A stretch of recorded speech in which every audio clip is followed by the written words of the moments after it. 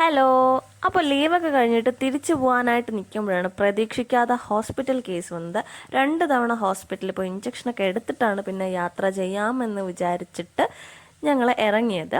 Train ticket കിട്ടാൻ തന്നെ ഭയങ്കര റഷായിട്ടുള്ളൊരു ടൈമായിരുന്നു കേട്ടോ. അപ്പോൾ ഞങ്ങൾക്ക് കിട്ടിയത് വൈകിട്ടുള്ള വന്ദേ ഭാരതിലാണ് കേട്ടോ ടിക്കറ്റ് കിട്ടിയത്. അപ്പോൾ വൈകിട്ടുള്ള വന്ദേ ഭാരതിൽ ആദ്യമായിട്ടാണ് കേട്ടോ യാത്ര ചെയ്യുന്നത്. ഒരു 4 മണിക്കാണ് ട്രെയിൻ സമയം.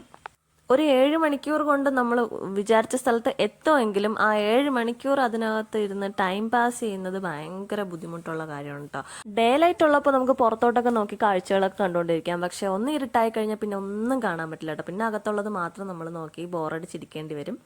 കറക്റ്റ് 11 മണിയായപ്പോഴേക്കും കണ്ണൂർ റെയിൽവേ സ്റ്റേഷനിലെത്തി. ഇനിയാണ് അടുത്ത ട്വിസ്റ്റ്. 7 മണിക്ക് ശേഷം കണ്ണൂർ റെയിൽവേ സ്റ്റേഷനിൽ നിന്ന് പയ്യന്നൂർക്ക് ഒരു ട്രെയിനും തന്നെ ഇല്ല.